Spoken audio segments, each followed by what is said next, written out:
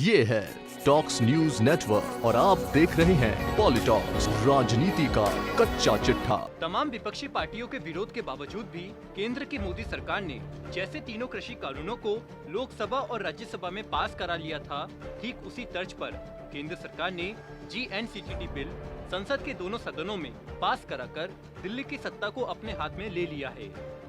जहां आम आदमी पार्टी शुरू से ही इस विधेयक का बहिष्कार कर रही है, तो वही प्रमुख विपक्षी पार्टी कांग्रेस भी इसे लेकर केंद्र सरकार पर हमलावार है। ऐसे में अब राजस्थान के मुख्यमंत्री अशोक गहलोत ने इसे लेकर मोदी सरकार पर निशाना साधा है और कहा है कि मोदी सरकार देश को फांसीवाद तरीके से चलाना चाहती है। GNCTT एक्ट लोकतंत्र की हत्या है। मुख्यमंत्री अशोक गहलोत ने एक के बाद एक 4 ट्वीट करते हुए मोदी सरकार पर निशाना साधा। सीएम गहलोत ने अपने पहले ट्वीट में लिखा कि केंद्र की मोदी सरकार द्वारा दिल्ली सरकार के अधिकार कम करने के लिए बनाया गया GNCTT एक्ट लोकतंत्र की हत्या है। यह एक चुनी हुई सरकार की शक्ति खत्म करना और लोकतंत्र की भावना के खिलाफ है। सुप्रीम कोर्ट ने पूर्व में फैसला देते हुए चुनी हुई सरकार को ही दिल्ली का असली मुखिया बताया था।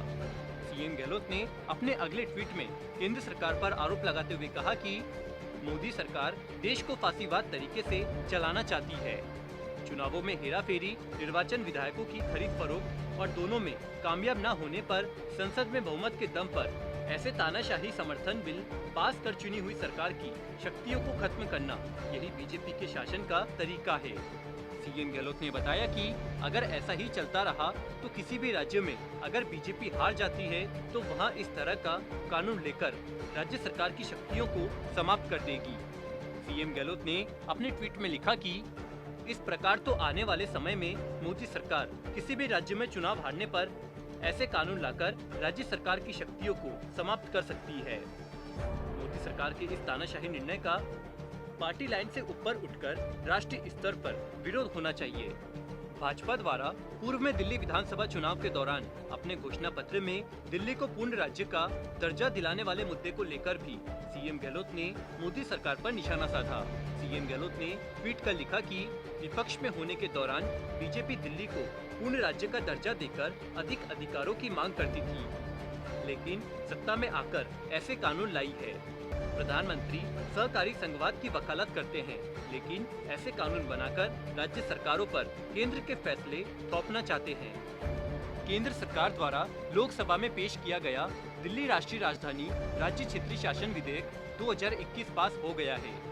इस बिल में दिल्ली सरकार के कामकाज में कुछ बदलाव किए गए हैं, जिसमें दिल्ली के उपराज्यपाल को अतिरिक्त अधिकार देने की बात है। इस बिल का असर दिल्ली विधानसभा द्वारा लिए गए फैसले और दिल्ली सरकार के फैसलों पर भी पड़ेगा।